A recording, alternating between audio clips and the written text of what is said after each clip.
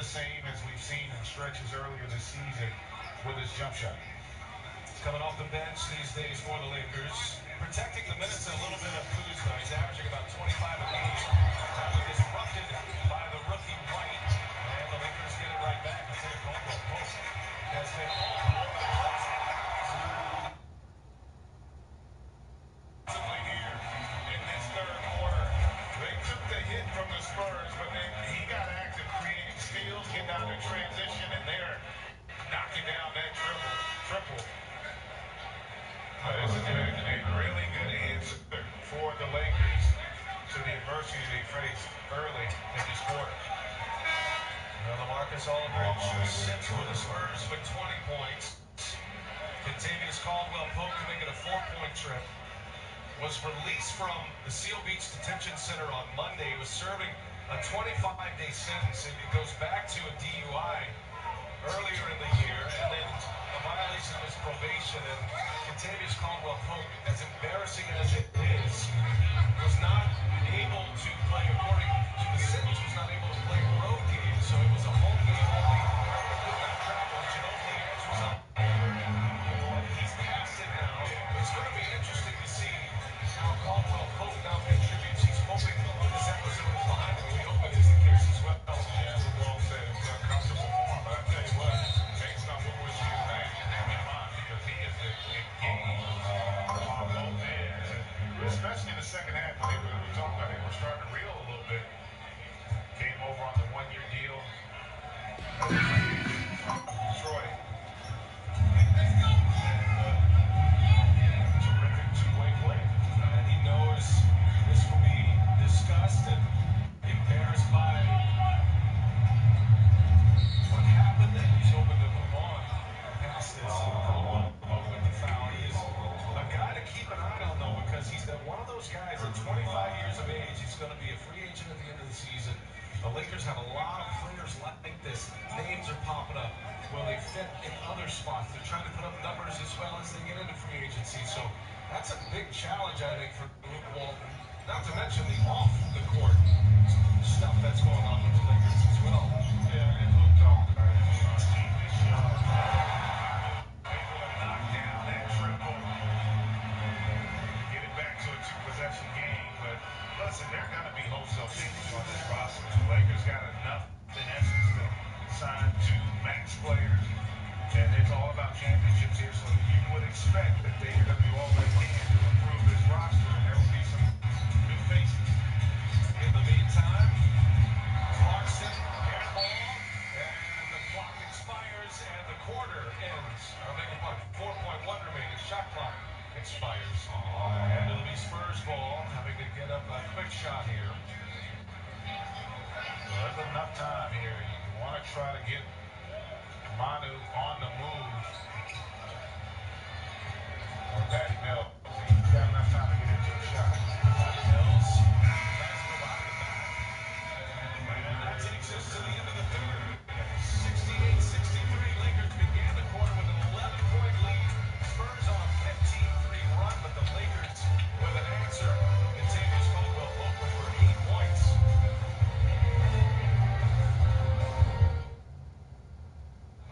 Change doesn't announce itself, doesn't ask for permission, doesn't compromise. Change doesn't bow down, it doesn't fear, it doesn't yield. Change doesn't hesitate, doesn't think twice. It happens, and it happens fast.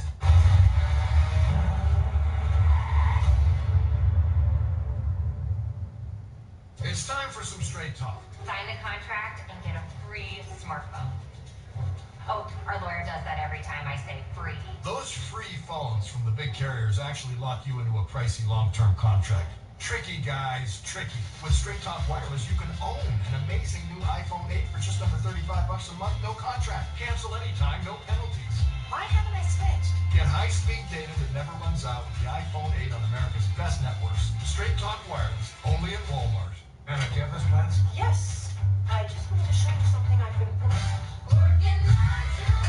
James R. Associates Anna speaking. James R. Associates Anna.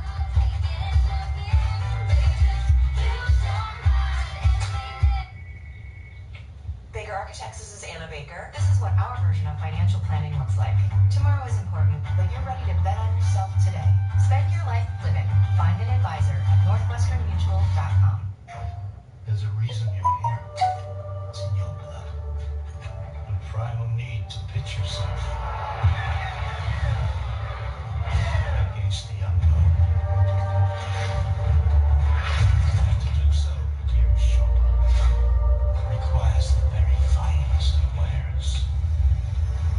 Let's get to it. Rated G2.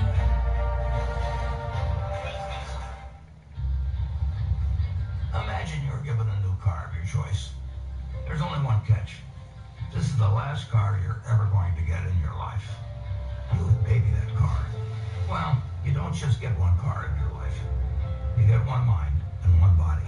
And it's what you do today that determines how your mind and body operates years from now.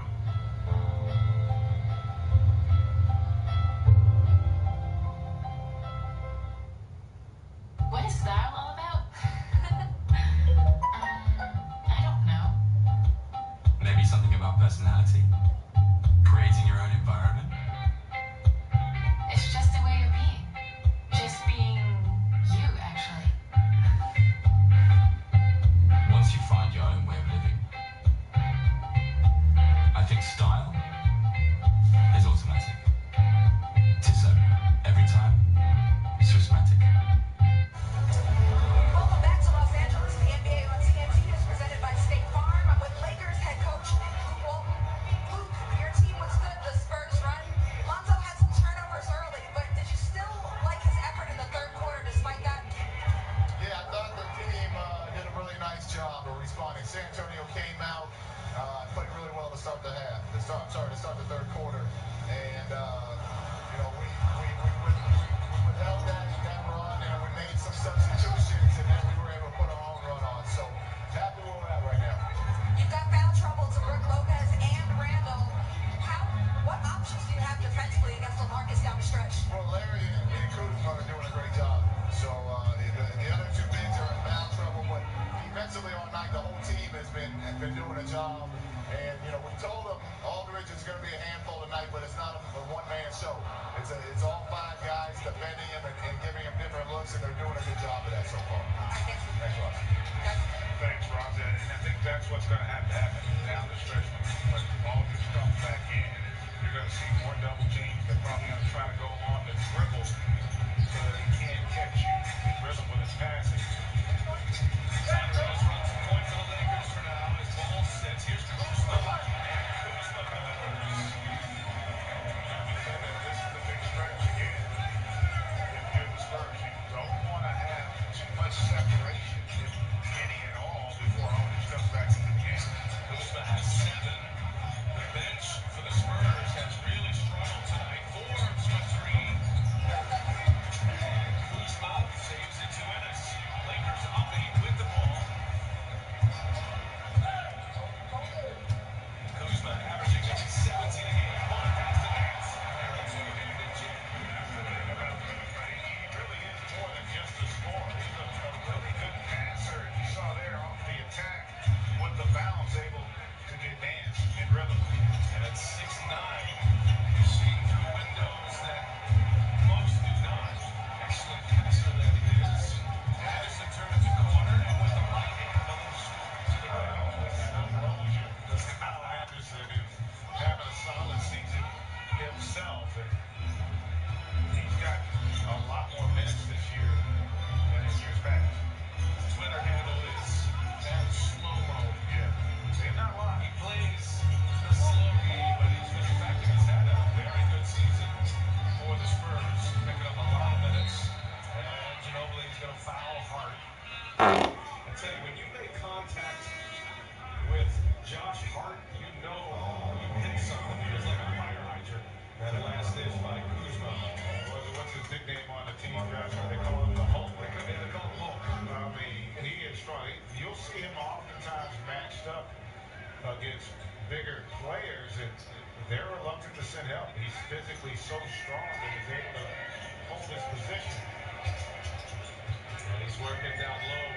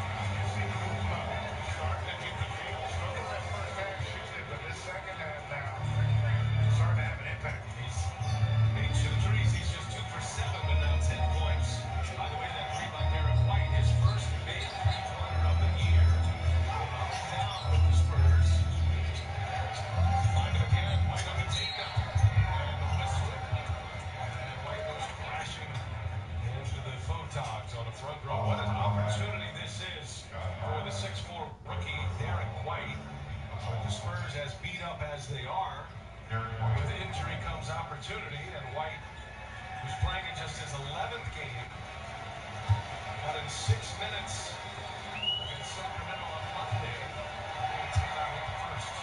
A reminder that the NBA on TNT is brought to you by Kia, official automotive partner of the NBA. Visit kia.com to learn more. And brought to you by Auto Trader. Shop all cars all in one place. 1 out of 2 for Derek White. 23-year-old rookie getting extended minutes in the second half. Kuzma again, he's been the hot hand. Takes it to Aldridge. And Aldridge on a block. And they're going to say off of Aldridge. Who disagrees on the Laker ball. It was the right call, but that was a heck of a defensive play here by Aldridge, who's doing a good job. I'm going to tell you what, take that back. That might have been Aldridge, I think, got him across the wrist anyway. One of those old school, he doesn't foul him, we'll give him the ball back. Don't see that very often anymore. 4 for the little dribble. Shake hands down. Knocked down three-pointer. Just like that, the Spurs shot their way back in. It's why the Spurs are so impressive. Short-handed, but not short on fight. Introducing new used Ford, Toyota, Subaru, Volkswagen, Honda, for wherever you dream of going. For drivers everywhere. Shop all the cars all in one place. Auto Trader. If you can't find your next car here, you won't find it anywhere. Hey, Stripe! That's not bad. Right? Man, I'm getting hungry. What can I get you? Classic slaw and baked beans. Anything else? Oh, chili fries. Two up, chili fries. Thank you so Thank much. you. So where to go? Yes. We got a yes. What does that mean for purchasing? Purchase. Let's do this. Got it. What's the price? Easy. Yeah. Yeah?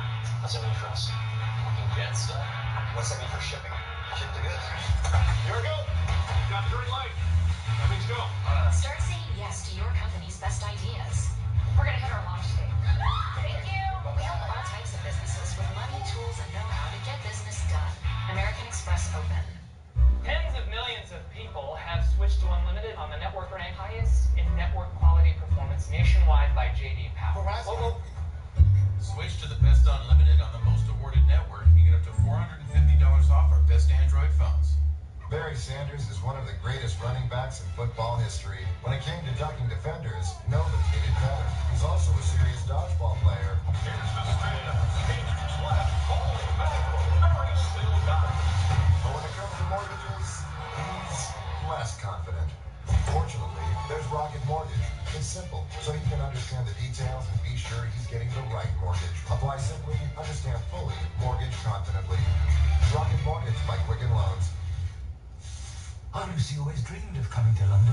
If she saw this pop-up book, it would be like she were here. Got to get a job and buy that book. The reviews are in. Good.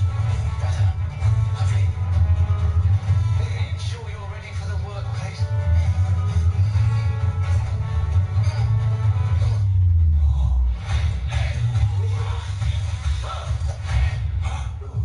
Paddington 2. Rated PG. Now playing. It's 6 a.m. 40 million Americans are waking up to a Gillette shake. And at our factory in Boston, 1,200 workers are starting their day building on over 100 years of heritage, craftsmanship, and innovation. Today, we're bringing you America's #1 shave at lower prices every day, putting money back in the pockets of millions of Americans. As one of those workers, I'm proud to bring you Gillette quality for less, because nobody can beat the men and women of Gillette. Gillette, the best a man can get.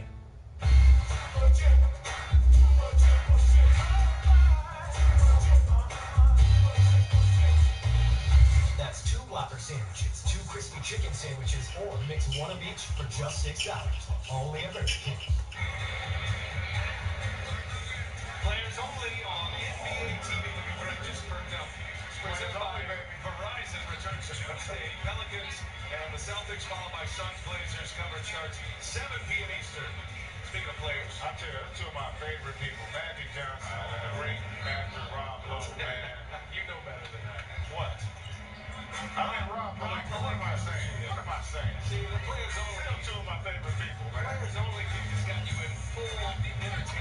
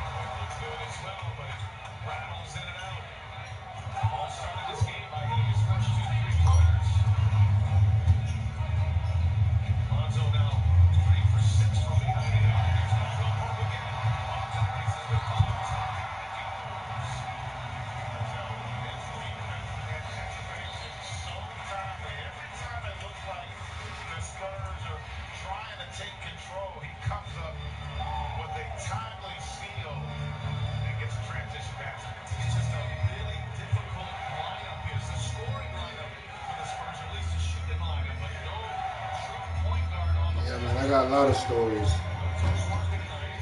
For real.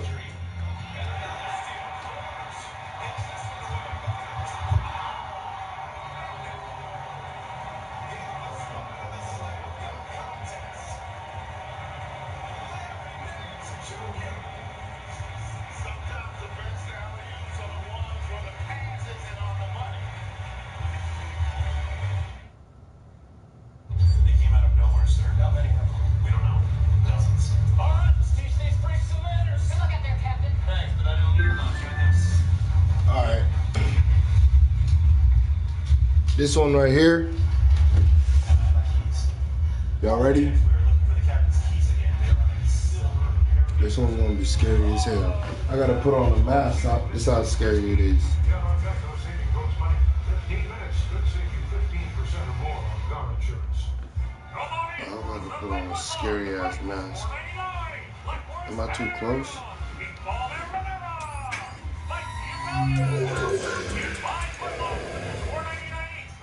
My mask didn't work. So there you were. Shit, I gotta tell the people. The freedom of knowing that you were at a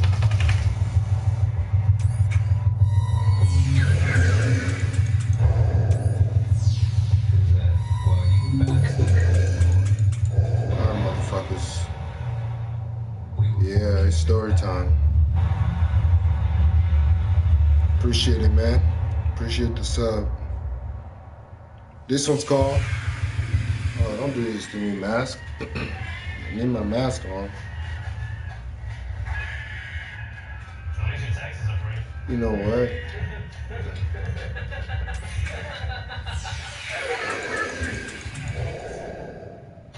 This thing really wants me to face it, like, dude, I'm right here. No, too far.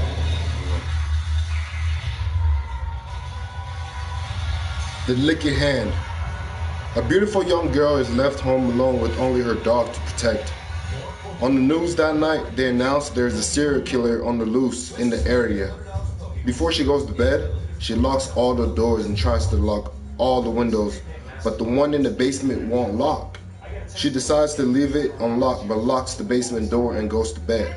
Her dog takes it customary place under her bed. You know, her dog's there to protect her. In the deep of the night, she awakens to a dripping sound coming from her bathroom, like drip, drip, drip. Halfway awake, the girl feels the comforting lick from her dog and falls back to sleep. You feel me? She reawakens to the dripping sound, reaches her hand down to the dog where she feels the reassuring lick, falls back to sleep. So she keep thinking that her dog is licking her. Her dog is licking her, reassuring her that she's fine. Once more, she wakes up to the dripping sound, like something's dripping. She reaches her hand down and feels like, you know, the dog is still there, still licking her. Now, curious about the dripping sound, she gets up and slowly walks towards the bathroom. The dripping sound getting louder as she approaches. She reaches the bathroom and turns on the light. She is greeted by a horrific sight. Hanging from the shower nozzle is her dog with his throat slit open and blood dripping down the bathroom. Something on the bathroom mirror catches her eye. She turns around, written on the wall, in her dog's blood are the words, "Human can lick too." Shit! Alright. Shit. You hear that shit?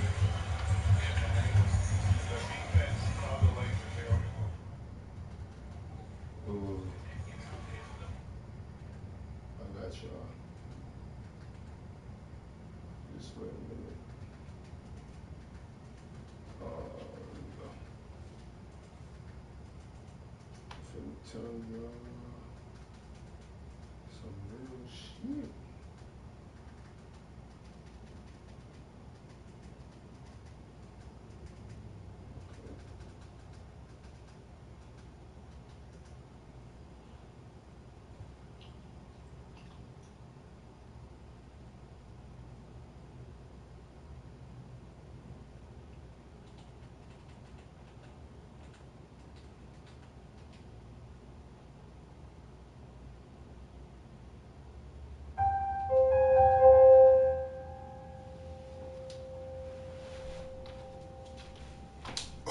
Yeah. Here we go. I'm gonna tell you a better story. We'll get better at stories.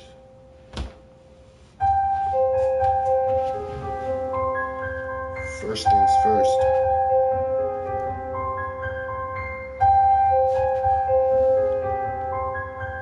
I am facing the camera. Sorry, I'll go ahead one more thing.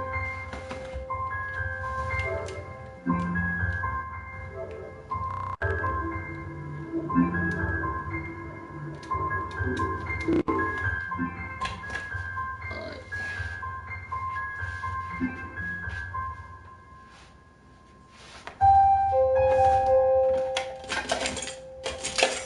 I'm finna spook myself up.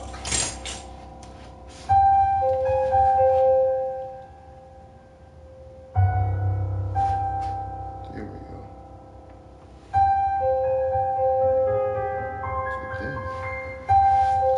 This camera's tripping.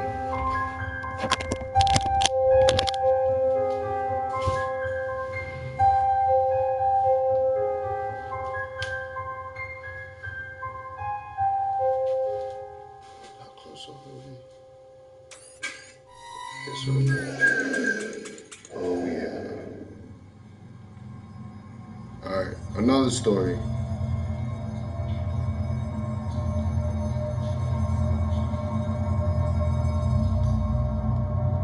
This one's called Home Alone.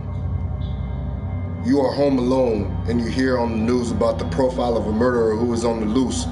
You look out the sliding glass doors to your backyard and you notice a man standing out in the snow.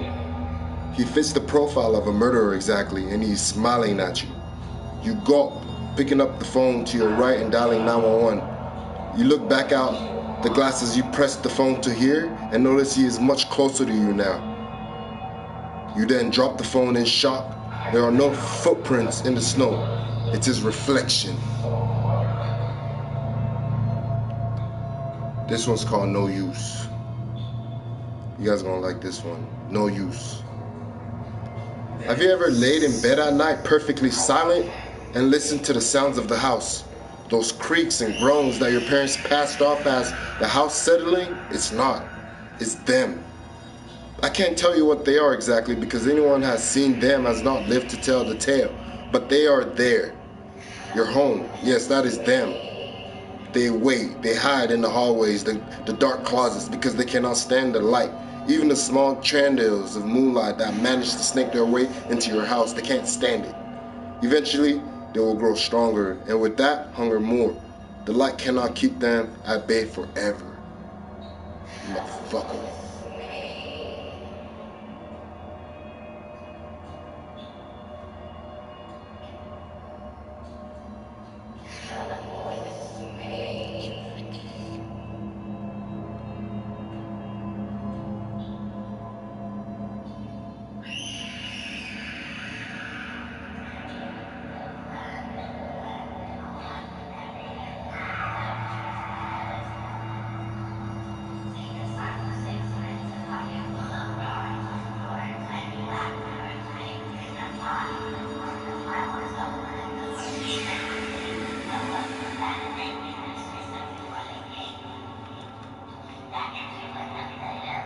Alright, I'm gonna tell another story. I'm just trying to think of one. I'm trying to tell y'all a good one. Another good one.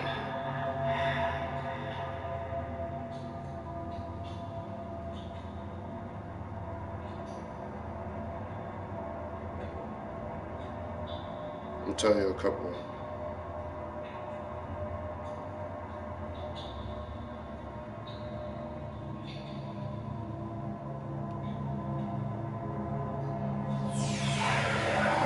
My mask is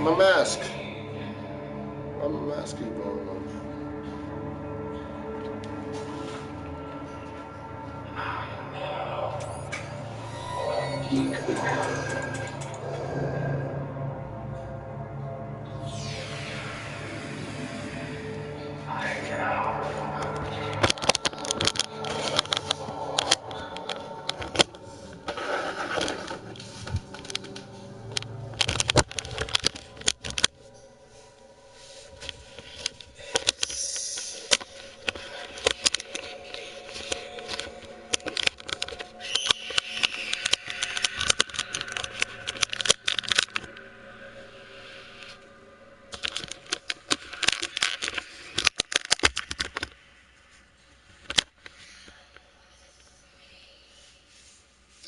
weird angle.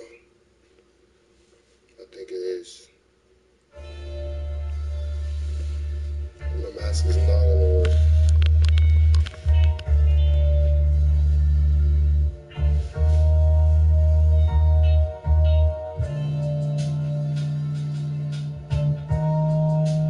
Yeah.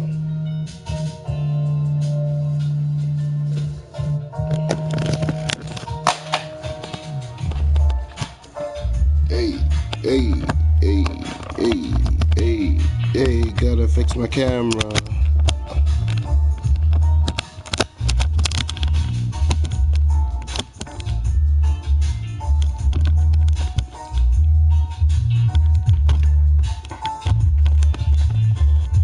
And we back.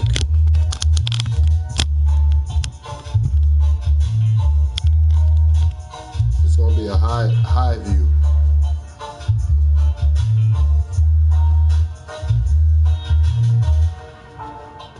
Scary?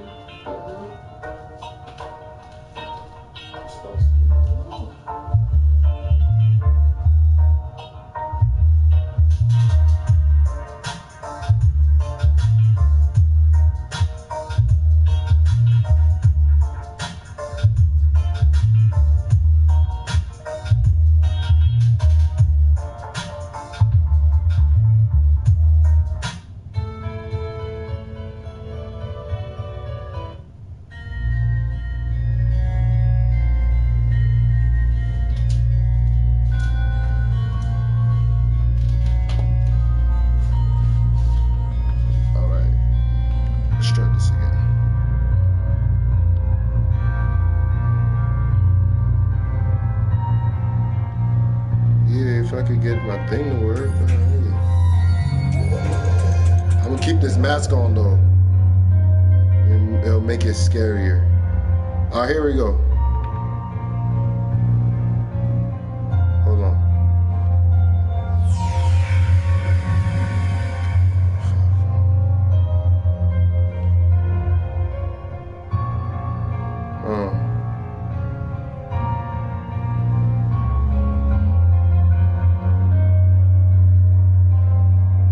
This one's called Hidden. No, not Hidden. The Girl in the Photograph. One school day, a boy named Tom was sitting in class and doing math. It was six more minutes until school let out. As he was doing his homework, something caught his eye. His desk was next to the window, and he turned and looked to the grass outside. It looked like a picture. When school was over, he ran to the spot where he saw it. He ran fast so that no one else could grab it. He picked it up and smiled. It had a picture of the most beautiful girl he had ever seen. She had a dress with tights on and red shoes, and her hand was formed into peace sign. She was so beautiful he wanted to meet her. So he ran all over the school and asked everyone if they knew her or have seen her before. But everyone he asked said no. He was devastated. When he was home, he asked his old sister if she knew the girl, but unfortunately she also said no. It was very late, so Tom walked up the stairs, placed the picture on his bedside table, and went to sleep. In the middle of the night, Tom was awakened by a tap on his window. On the tap on his window, right? So someone's knocking at the window. It was like a nail tapping. He got scared. After the tapping, he heard a giggle. He saw a shadow near his window, so he got out of his bed, walked towards his window, opened it up, and followed the giggling. By the time he reached it, it was gone. It's not an intro. It's not an intro to Kevin. But listen, the next day, again he asked his neighbors if they knew her. Everybody said sorry, no. When his mother came home, he even asked her if she knew her. She said no. He went to his room, placed the picture on his desk, and fell asleep. The dude fell asleep searching for this beautiful girl he's ever seen. Couldn't find her.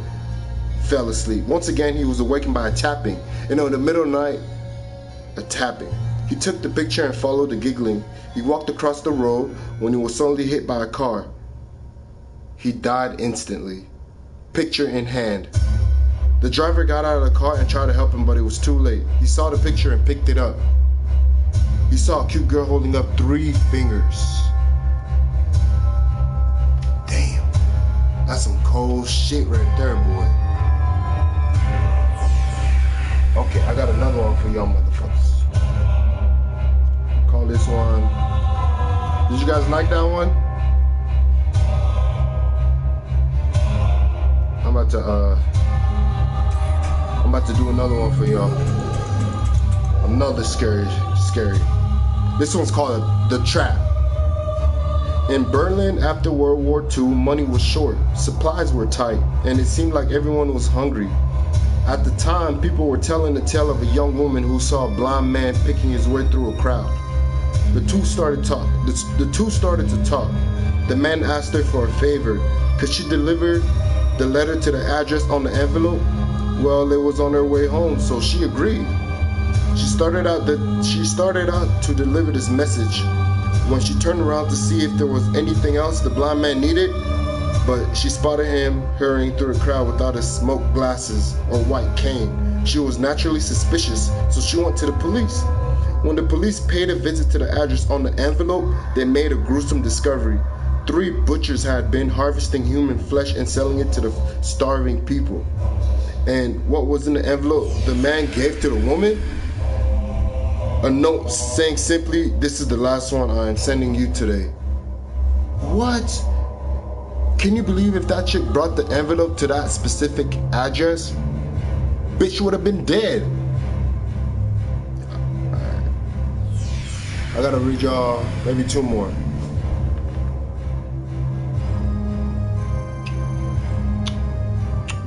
I know this shit gets spooky.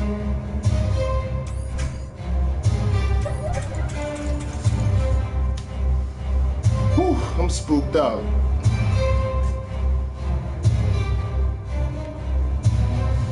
Alright.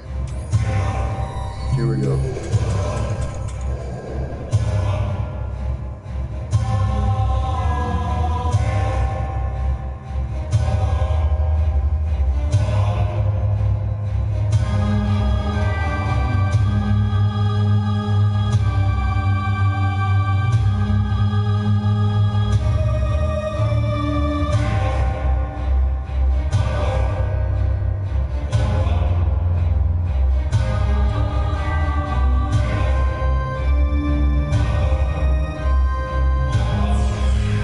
Yo.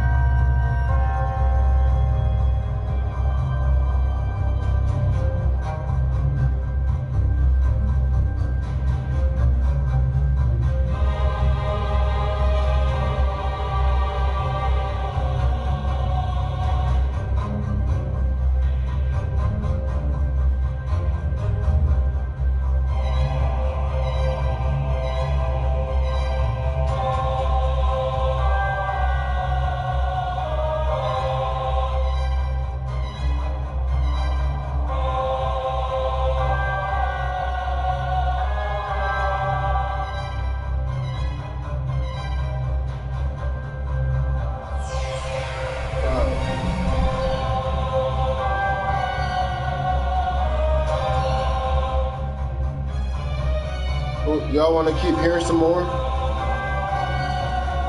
or not.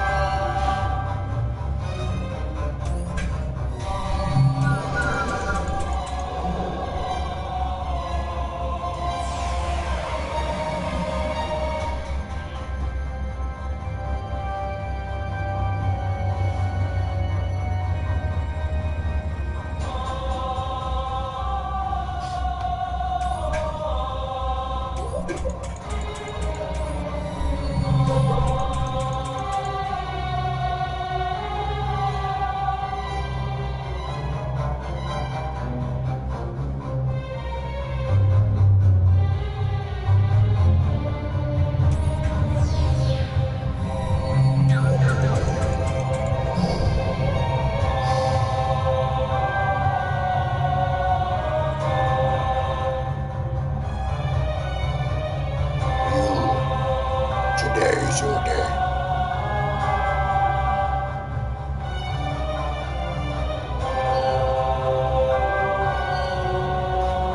Who want to hear a spooky story?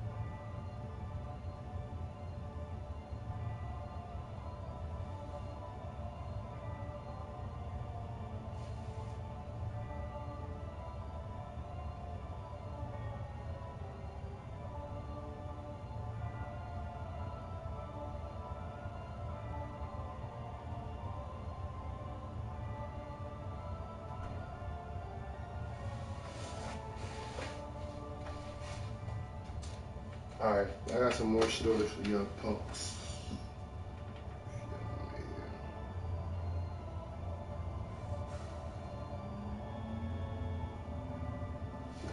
That's the thing, this man's tripping.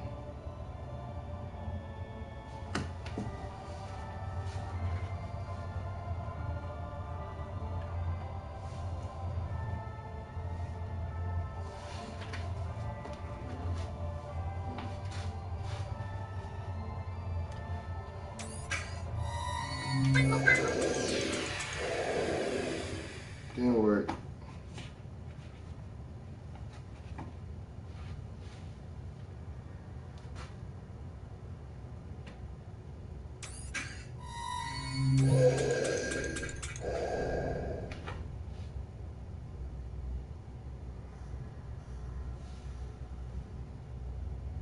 This one's called Pig Mask.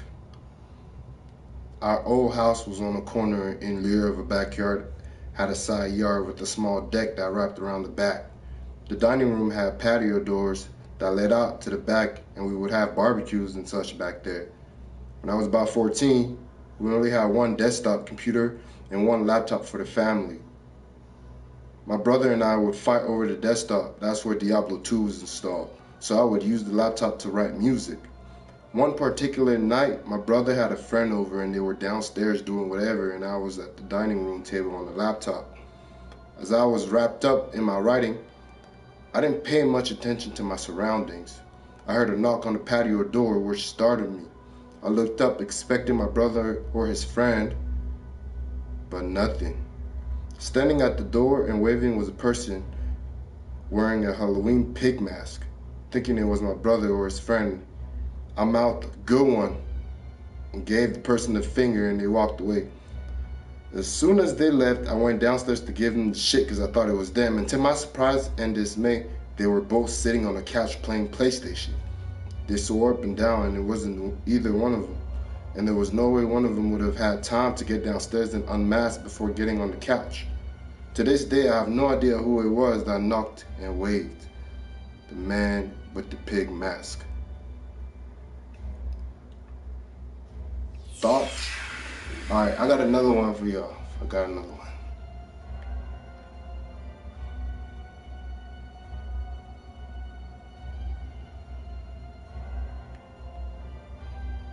A family friend of mine used to work in private wealth management. One of her jobs was the diversification of her clients' assets on the stock market.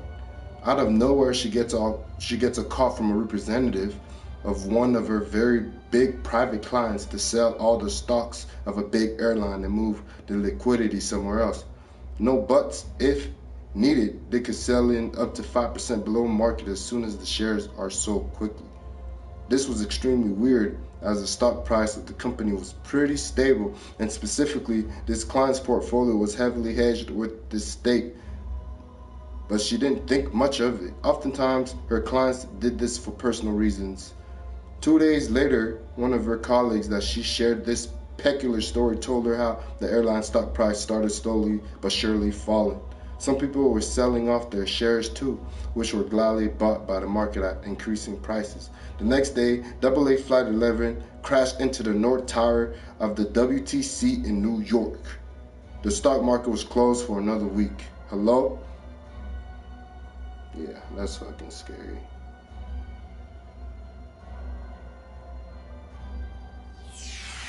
Yeah,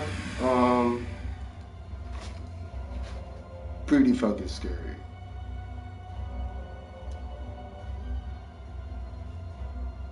Y'all gonna want me to continue or what?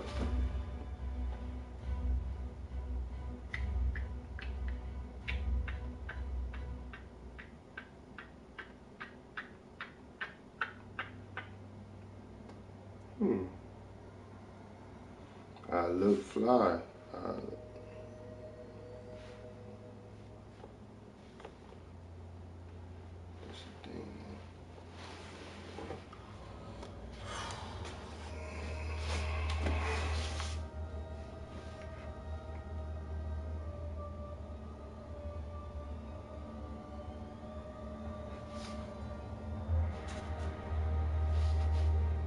All right, motherfucker. Damn, Kush, hold on.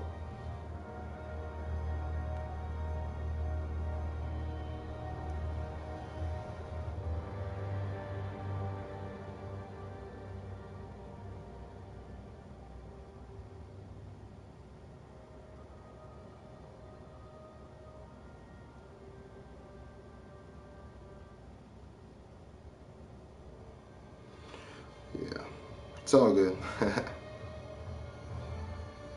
I'm just trying to tell a good one.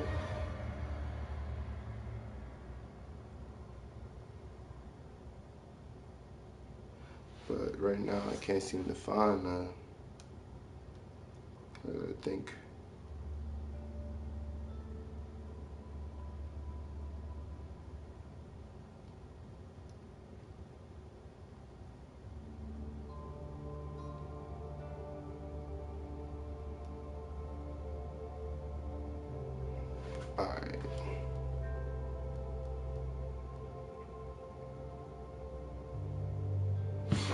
Alright, here we go. I gotta put my mask on, y'all. You know how I do. Hopefully it stays and shit. Alright.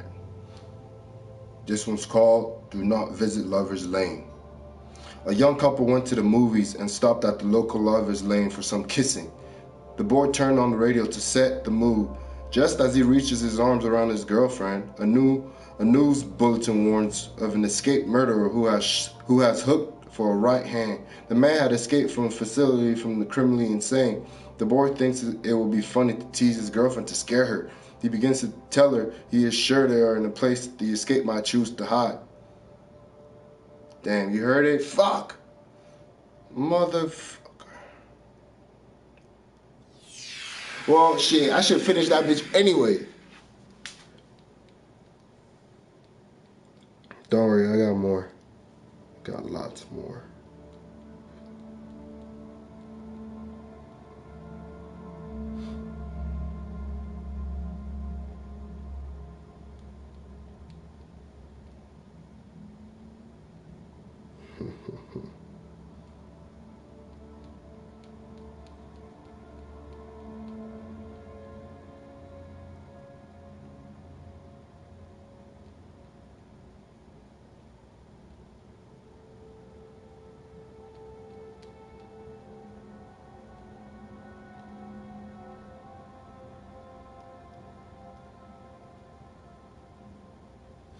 Maybe this one ought to scare ya.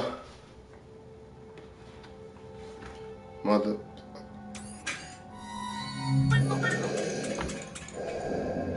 Oh, I'm gonna go on there next, but after this one. Callie was extremely tired, stopped at an old house with a sign declaring the Oaks Inn bed and breakfast. The room was very comfortable, and she fell asleep as soon as she lay down on the bed. Callie woke up in the wee hours of the morning to the sound of a pianist playing Beethoven's Moonlight Sonata. Callie was a pianist herself, traveling to the next town for a concert, and was very impressed with the skill of whoever was playing. She glanced at the clock and wondered who and why someone would be playing the piano at 2 in the morning. She simply could not go back to sleep while the music was playing. She finally decided she must ask whoever was playing the music to stop so she could get some sleep. After she entered the dining room on the first floor of the inn, she saw a man sitting at a piano in the corner. He was extremely handsome and dressed in a tuxedo with his thin mustache and slick back hair. He looked like someone from the roaring 20s. The man looked at her and said, "Well, Callie, here you are. I have been waiting for you for a long time." Callie was surprised that he knew her name, but fell what?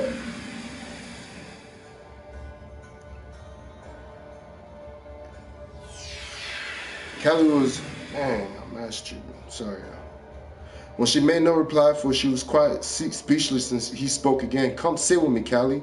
Unable to resist his command, Callie moved to the piano and sat next to the man. "Now, Callie, play with me." Callie felt a chill in the air and shivered, unable to resist the man's command. She placed her fingers on the piano, and they began to play the song together. As they played, they both faded out of the sight as the music became softer and softer.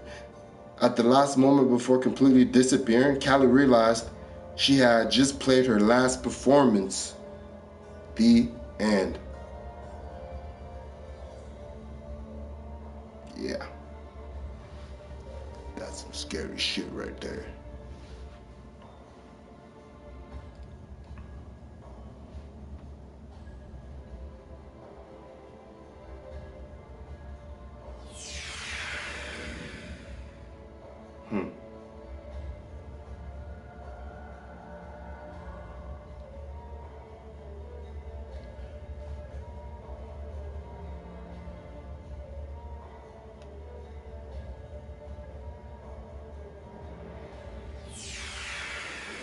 I just need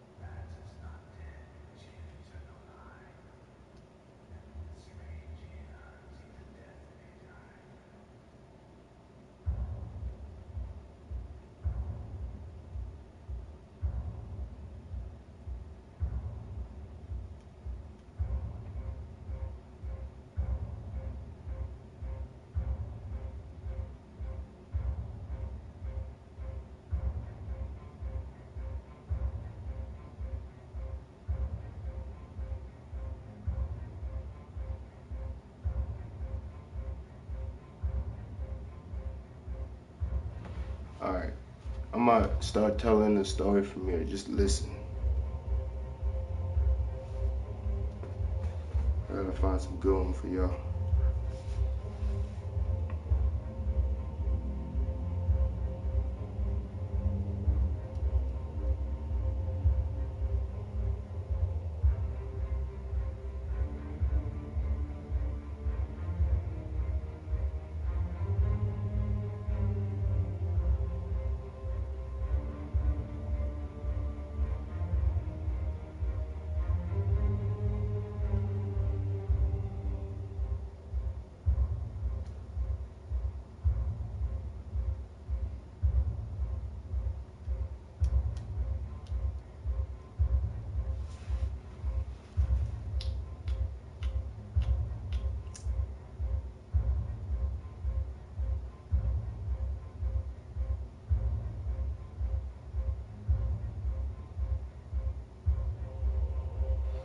One sec.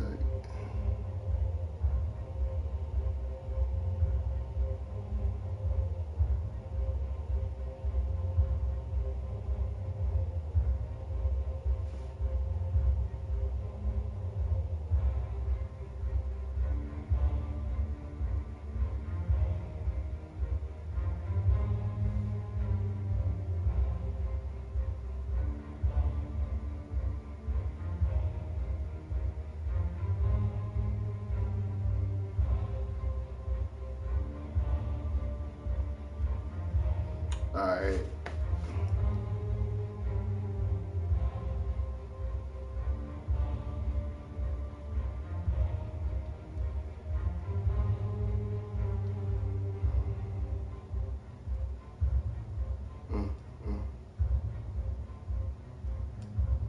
I already read that one. Alright, I'm gonna read y'all another one. Followed. This one's called Followed. Oh, where'd it go? What the? No, this one's called Road Rage. But I don't like how it's in third. Anyway, I was ambling down an old country highway in New West Georgia on my motorcycle, 750 Vulcan, when I spotted an ambulance coming the opposite way. I pulled over and the pickup truck pulled over behind me. In my rearview mirror, I see the passenger get out with the baseball bat and start hustling my way. I didn't even look, just dropped it into gear and hauled ass. You know, and started hauling ass. Wait, what? Okay. You see, I didn't even look, just dropped it into gear and hauled ass. What followed was the most harrowing experience I've had in life, as this pickup truck proceeded to chase me all over the place for about 20 minutes. I'm unfamiliar with the area and my bike was not meant for going fast around turns. So I've got no room for error, and it's all I can do to stay out in front of these guys. I'm blowing through four-way intersections in a bid to get some distance and come up with a plan, but they are all bent on catching me. I finally managed to get pointed towards the highway and into the cover of other cars, but then traffic stops on a bridge. The truck is 3 cars behind me, and I'm thinking if I can just get out the highway, and I'm probably home free because my Vulcan can go fairly fast in a straight line. In my mirrors, I can see that passenger snaking through the cars on the bridge, so I lane split illegal in Georgia and make the on-ramp hammer down, and I'm gone, baby. Never went back to that town. As far as I know, this was an unprovoked attack of the hillbilly variety, because prior to the ambulance, I hadn't even seen another vehicle. I don't ride particularly fast, and I don't believe in loud pipes. I got lucky as hell seeing him come up behind me like that.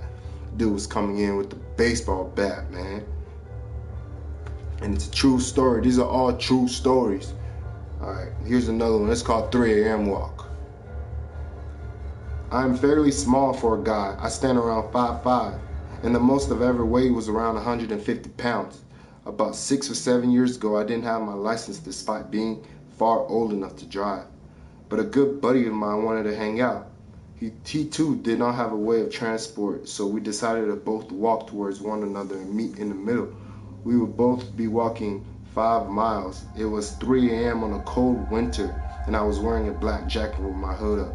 About 2 miles into my hike along the main road, a car pulled into a parking spot of a home I was passing, just a few feet behind me. He wasn't entirely into the driveway, almost halfway hanging out into the road. I have expected it was just a kind stranger wanting to give me a ride, but I wasn't about to take any rides from anybody. I kept pacing forward and ignored the car behind me, expecting them to roll down a window and shout at me. It didn't happen. The car just sat at the edge of that driveway, running but completely dark inside to the point that I could barely make out the figure of a large man. I don't typically get frightened by much, but something in the air made me tense up and my heart kind of dropped to my stomach. I stopped and turned to look at the car. I had a feeling that the person was watching me intently. The figure in the car was definitely facing me.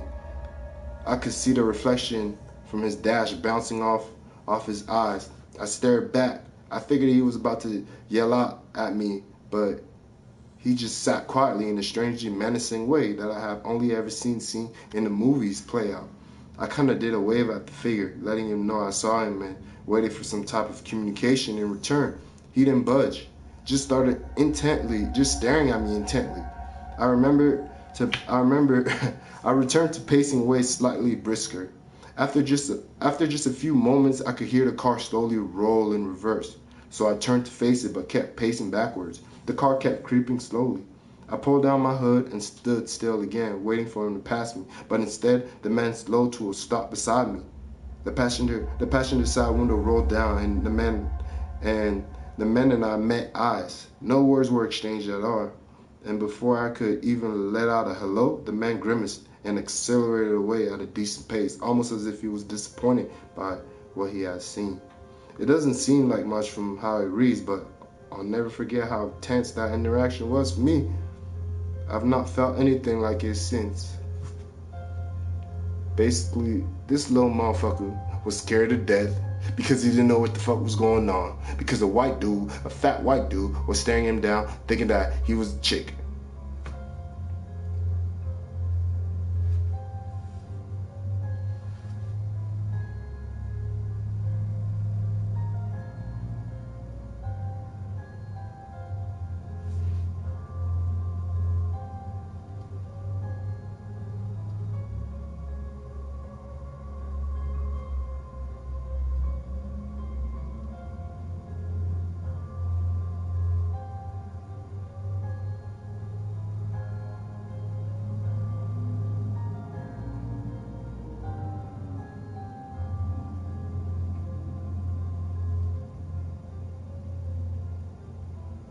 Should I keep going or what?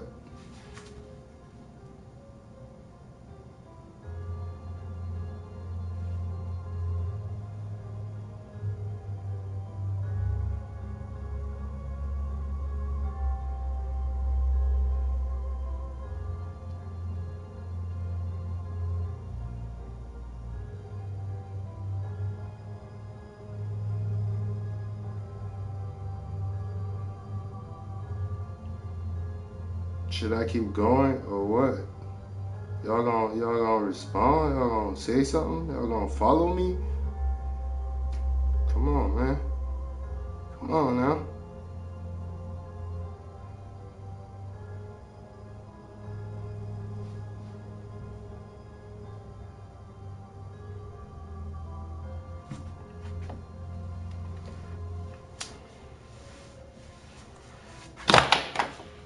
Oh God.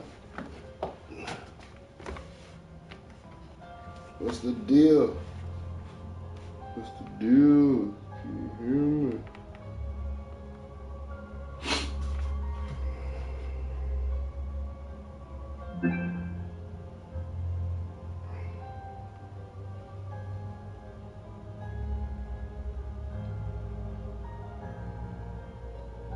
What you mean by normal? What do you mean by that?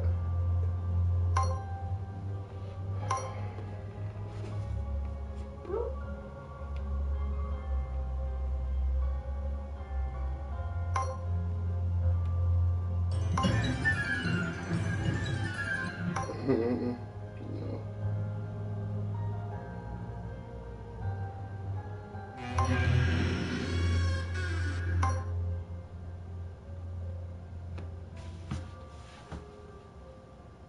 Yeah, I tell stories, man. Every once in a while I tell stories, and play, chill, a little bit of everything, man. I just broadcast my life, you feel me?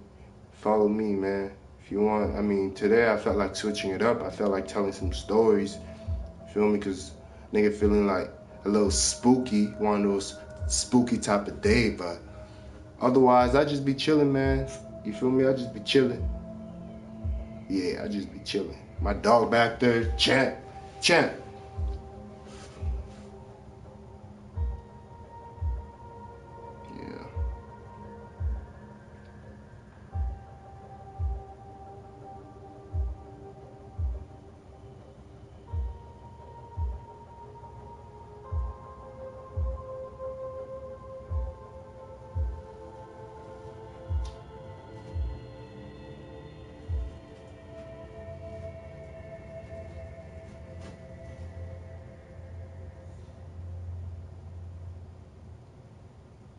I got another story. Here we go.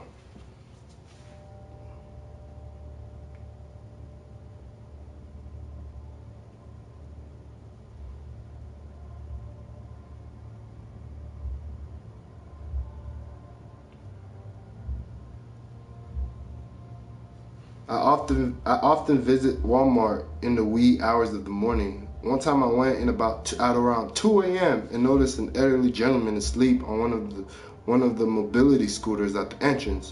When I left about 20 minutes later, he was still there. I thought it was a little odd. No one from the store had waking him up. But whatever found out, the next day he had died and spent the better part of a day on display as his corpse at the entrance of Walmart. That's crazy. That's some crazy shit. Where I'm from, shit, from all over the place. Originally from the Congo, though, born in the Congo. Grew up in Cali, Oregon, Seattle, Vancouver.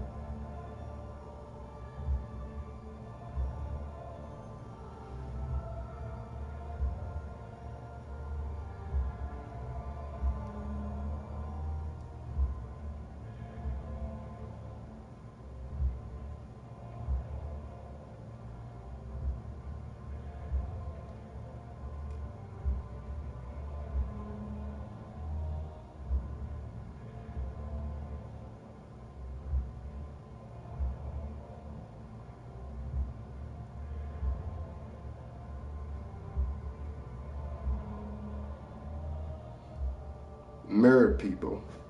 A shrill cry of panic broke the silence of the night. Cole raced out of the bed and into his daughter's room.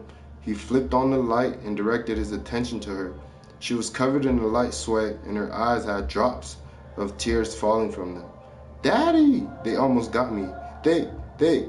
Her voice quivered as she spoke. It's all right, Shannon. I'm here now. Who almost got you? The mirror people, she said.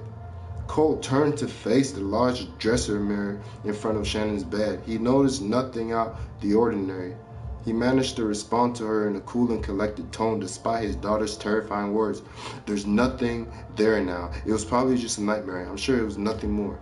Shannon pulled her covers up to her chin, looking back and forth from her father to the mirror. She tried to let her father's words guide her into comfort. Shannon was at the age where her parents' words had more validity than her own vision. Cole reassured her with a kiss atop her head. He got up to leave the room and shut off the light. Shannon would have forgotten the dream in the morning. Cole left his daughter's room, now faced with the dark hall before him, and his dash to Shannon's room. He had forgotten to turn on the light. Now he would have had to gather the courage to make his way to his own bed. Childlike innocence filled Cole's mind. Faced with the unknown that the shadow could hold, Cole's feet became heavy. He found himself unable to lift his foot. Fear froze him in place. Mirror people! His voice faded slowly as he said these two words. Something about them sent a chill all throughout his body. The hallway now seemed longer, darker. Was that a whisper behind him? Cole looked over his shoulder. Nothing. Or was there? Were mirror people visible in the darkness? He gathered enough courage to set his feet into motion. A cool breeze blew by Cole's side, almost like someone was walking next to him. I'm losing my mind, Cole whispered to himself. Nobody would have been able to hear his word. He tried telling himself that he had that he did that unintentionally. He wasn't afraid. In the next minutes or so, Cole finally made it back into his own room. He turned on the light immediately upon entering. He might not be able to fall back asleep, but he would make sure that everything in his room was visible while trying. The mirror in the bathroom across from his bed did nothing to ease his fear.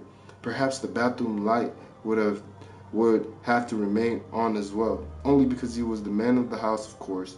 He needed to make sure everything in his house was safe. He was not afraid. Yeah, he just wanted to be the protector, that was it. And then the noises started.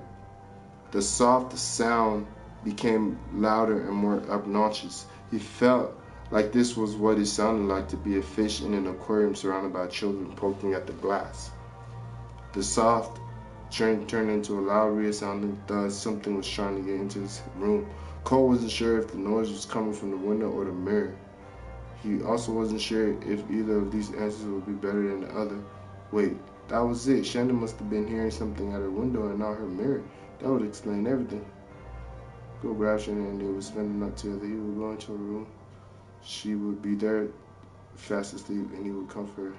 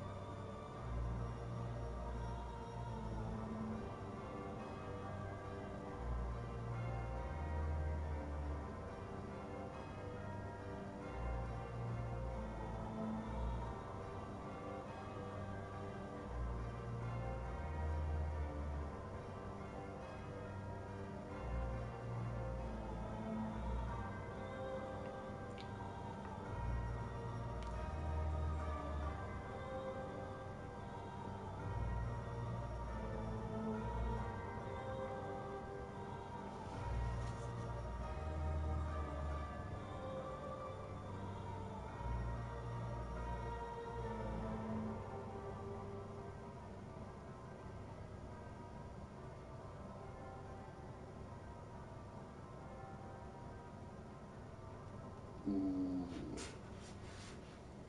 that's a good one.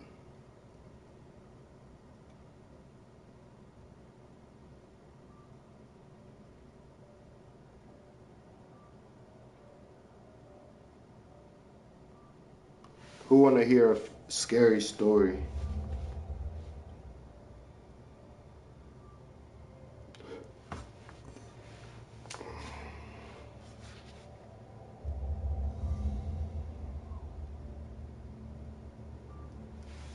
Alright, I'm finna tell y'all motherfuckers another scary movie, another scary story. I've always had a fear of the dark, but until I was 14 or 15, it was a childish fear. You know what? I gotta put my mask on and tell y'all the fucking story.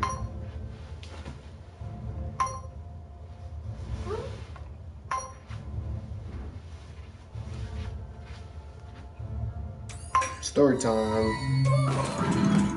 No, not with this one. Sorry. Apologies.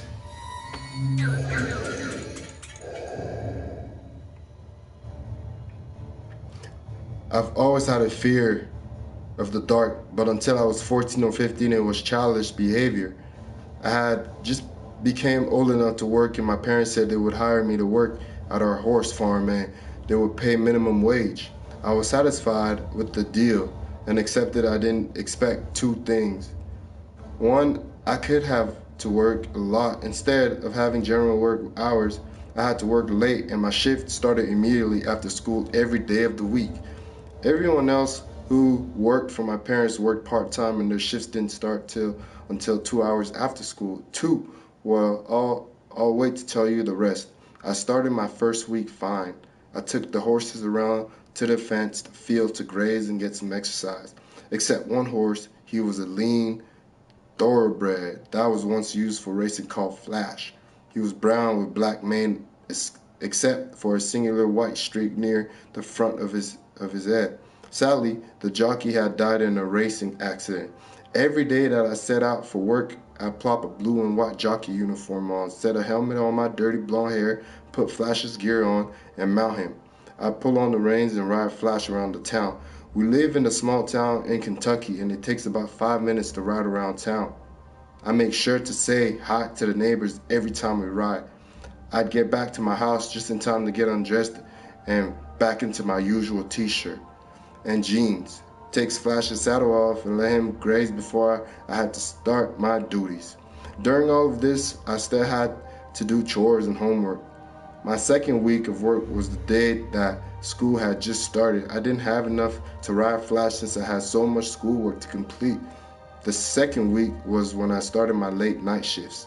The second week was the week that caused me to truly fear the dark. Night one. Oh, that's it. Oh, alright, fuck it. The first night was the start of everything. I had finished my homework and my normal shift, and I sat on the couch watching stupid YouTube videos. I don't remember what the video was. Probably some top 10 or a gaming video or something stupid. It was about 13 or 14 minutes long. I had been resting a lot, and I had my long legs resting on the opposite arm of the couch. I was about 3/4 of the way through the video when Flash let out a primal scream that made me take my earbuds out. My mom was staring at the window, and for a moment the house was silent. Well, I better get going, my mom said and looked at me.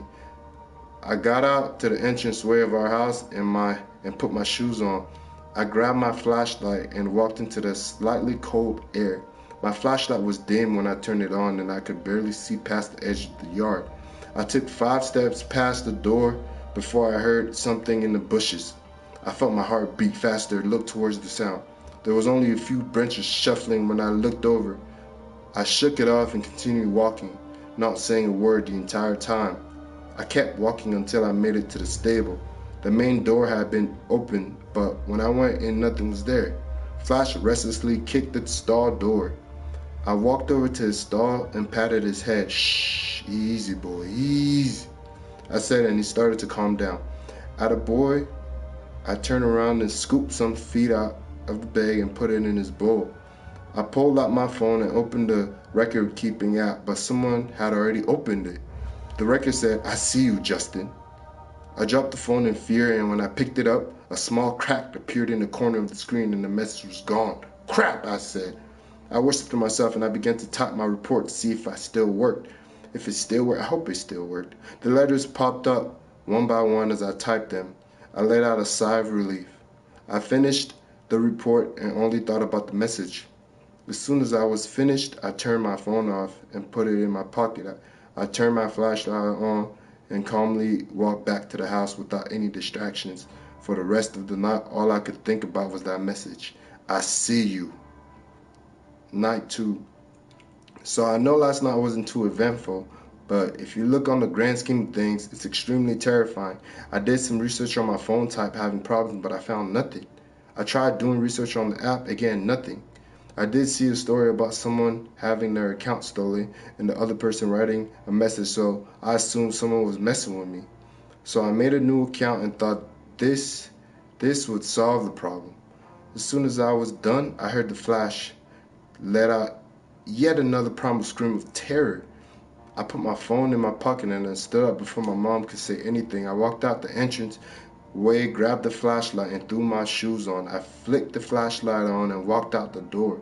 I walked up to the stable and the door was wide open. I rolled my eyes thinking it was another worker who forgot to close the door. I looked inside and saw nothing. Even Flash was still. I closed the door and turned around. As soon as I turned around, the door creaked open.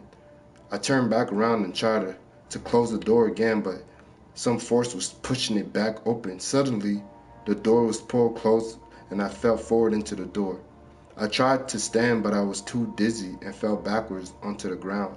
When I got up, the door was open again. I growled angrily and stomped to the door. I felt the freezing breeze come from the stable and Flash started to freak out. I ran in and looked into Flash's stall. There was hay on the ground and Flash was backed up to the wall. I did my best to calm him down and eventually worked. I fed him and did the report again from my separate account. When I opened it, I almost dropped my phone again. I will win, Justin Falcor, if it kills me, the message said. Who is this? I typed back and took a moment for the person to respond, but soon the keys on my keyboard started pushing themselves on one by one. The words showed, "Your worst nightmare." It responded. I turned my phone off and booked it to the house. I quickly closed the door behind me, stopped to catch my breath. "What's wrong?" my mom asked. She was sitting out in the living room with my dad beside on the couch. "Nothing, Dad. I think the door's broken," I said. "Okay, well, I have to fix it," he replied. Night 3. Tonight was the worst night that I had experienced at my house. Keywords here, at my house. I started out normal. I was doing more research on the problem with my phone has been having. This time, instead of being interrupted by a scream of terror, I was interrupted with silence, an extremely long, awkward silence. I slowly closed out of my phone and slid it into my pocket. I sat for 3 minutes waiting for Flash to scream, but nothing came. Flash didn't scream this time. I got up. "Where are you going?" my mom asked. "I'm going to check on these horses. It's too quiet," I answered, and walked to the entranceway and put my shoes and grabbed my flashlight. "Okay, just be safe, eh? Don't take too long," she said, and I looked over the clock. The time was 9:47 p.m. I walked out to the stable, flashing my flashlight in front of me. I walked up to the doors and grabbed the handle. I don't know why I stopped, but I did. I didn't know what would lie beyond that door. I pulled open the door slowly and looked inside. Every horse was sleeping inside of its stall except for Flash, whose head was lifelessly sticking out of the stall. I walked closer and saw his glossy eyes staring ahead in fear. I walked up and touched his head. Suddenly, it fell to the ground without the body attached. I jumped back and suddenly started to hear the crunch of teeth on bones. I looked towards the sound and I saw what it was. A dark creature with freakishly long front legs and shorter hind legs was hunched over a pile of dismembered flesh.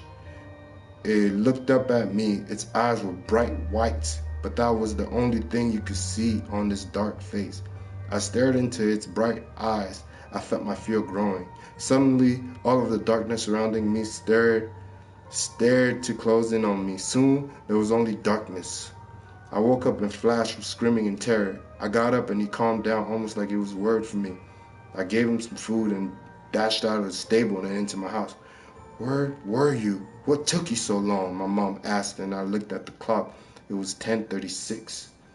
I had been out that long, I thought. "I must have fallen asleep," I said to my mom. She checked to see if I was lying and sent me off to bed. I didn't sleep that night because I was too scared of other things inside my dark room with me. Night 4. Around 3 to 3:30, I decided to go out to find Flash. Last night, I must have forgotten to close the stable door or something else open. Anyways, Flash ran out the door because something scared him. My dad found out when our pregnant horse started to scream. My dad knew it was me and told me to go find him. I took my bike and rode out to the edge of town. There was an old abandoned store at the edge, and the man who took it in as the house stood outside in the front yard. "Have you seen a brown horse with black hair and a white streak on the front of his head?" I called to him. He just stood lifelessly staring at me. I rode closer on my bike and saw that he had a hat over his head. "Hello?" I said and tapped his shoulder and suddenly fell off. There was no blood or anything inside the arm. It was completely hollow. I tore his hat off, but his hat wasn't the only thing that came off. His hollow head fell off, his shoulders and the rest of his body shattered. What was once a friendly neighbor was now in pieces. I jumped on my bike and sped away as fast as I could. I kept riding in the same direction until I rode straight into the woods. The woods was my favorite place to go sledding because there was a giant hill that was absolutely perfect for sledding. I rode right down the hill and kept following the trail. As I was riding, I hit a root and sped off into a different trail that was very unused and neglected. I followed it and came to an old abandoned log cabin. It was huge and it seemed like a large mansion. I parked my bike outside and walked into the cabin. The door was unlocked, so I opened it. The living room was huge. It had some dusty candle lamps in it and lots of spider webs. The most prominent features of the living room was the large pile of deer carcasses in the center. There were a lot of legs, legless and headless bodies, all of which were half chewed. I looked through the corpse and didn't see Flash there. I walked around the pile of carcasses and grabbed a candle from the lamp and looked around for a box of matches. I opened the drawer that was next to the lamp and saw a small box of matches and put it in my pocket. I put the candle in as well. I opened the door next to the lamp and walked into the room. It was a hallway leading to a large double door. The door was jammed but not locked. I backed up and rammed into the door. It didn't budge, so I did it again. This time I heard a loud bang from a chair that was propped up on the handle. I caught a glimpse of the creature's eyes as it prowled in the darkness of a shadow. The sun shone through the library windows. I didn't have to look at the creature, but I felt its eyes staring at me. It growled, and I noticed it took a step forward. The tip of its finger hit the beam of sun and it sizzled. The monster cried out in pain, and I ran out the library, out of the hallway to the other side of the lamp and up a staircase. I ran to the closest door and flung it open. There was a huge dusty bed, a large closet in the far corner. I dashed to the closest and threw open the doors. A shell of a body fell out. I picked it up and threw it across the room. It shattered into pieces. Man. I sat down in the closet and closed the door behind me. I turned my phone on and saw that the dead body wasn't over yet.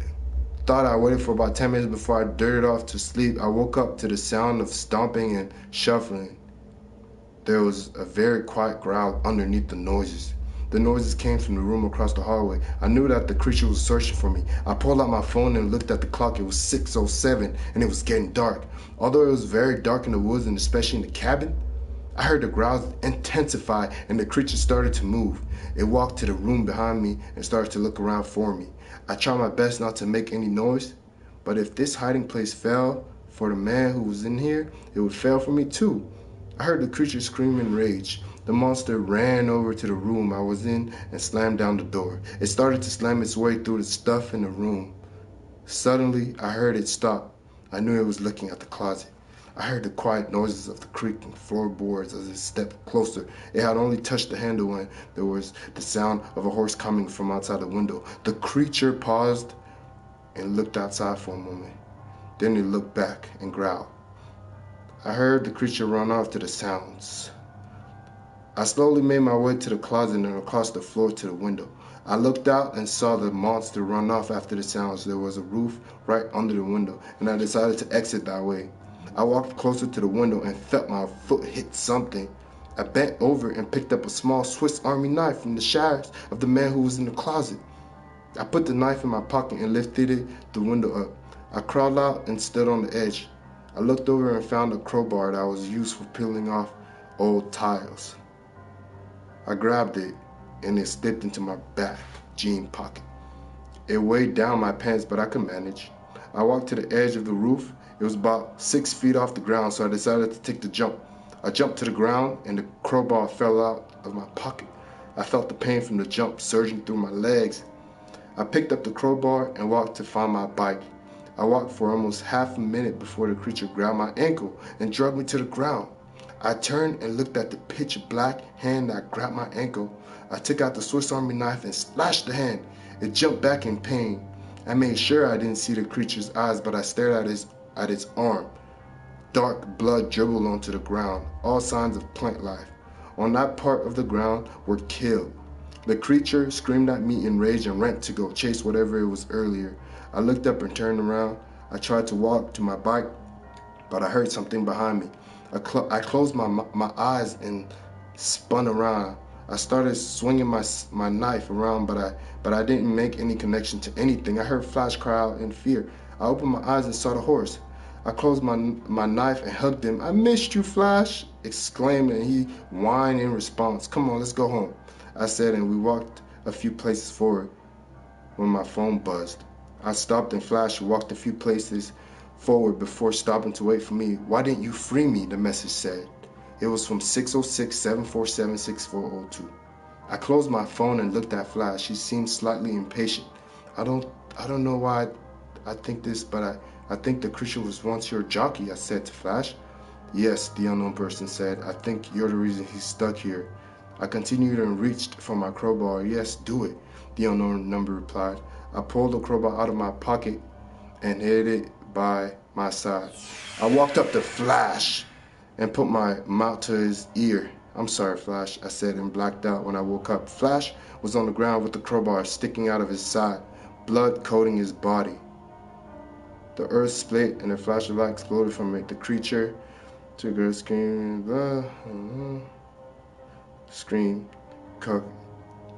screamed anger as some unknown force pulled it back to the crack. Helplessly tried to grab my foot. His eyes had blue, more and more human until it was cockshimmer with dark brown hair.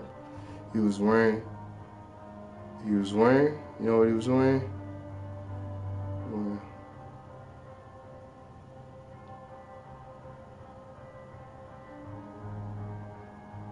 I pedaled.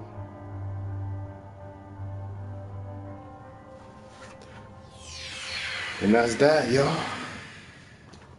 Whew. That was a long ass fucking story.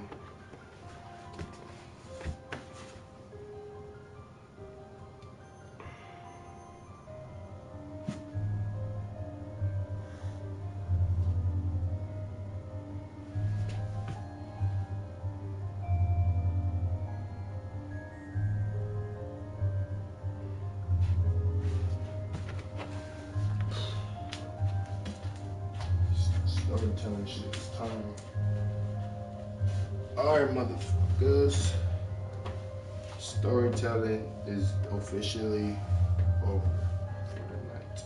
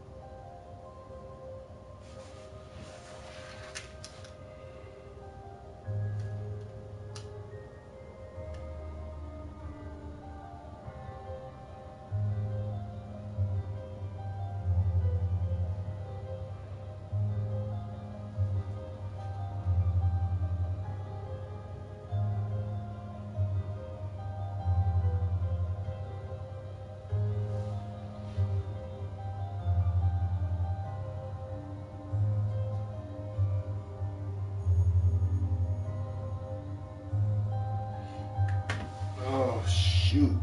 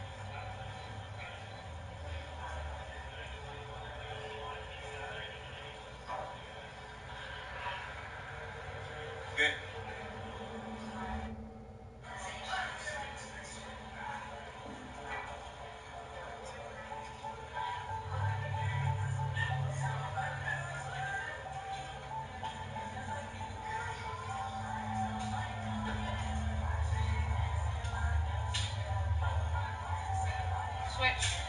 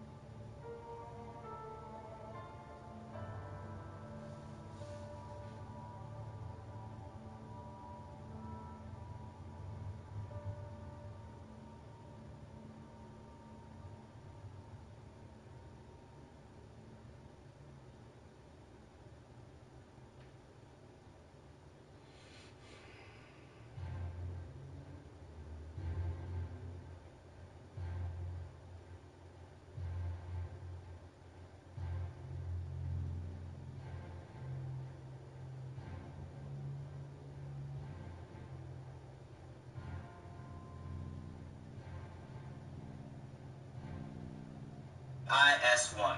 I'm on my computer now, alright? So everybody that's watching right here on Instagram, I want you to go to YouTube and type in WCIS1 and tell me if you see me streaming. And if you see me streaming, subscribe to the channel. Happy New Year, Miss King. How are you doing? How's everything with you? Hopefully you had a wonderful and blessed New Year.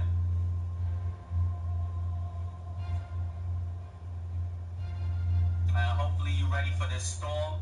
Do not go outside.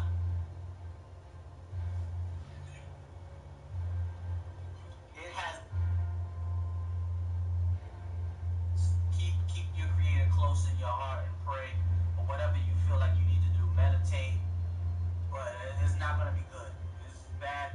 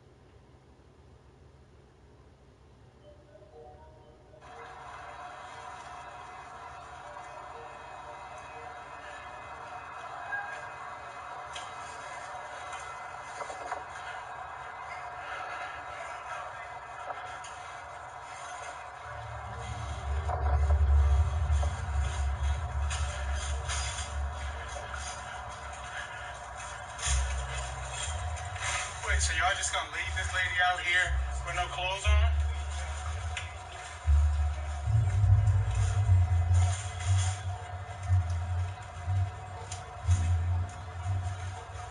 That is not okay. Due to the circumstances of what it was, then you all need to call the police.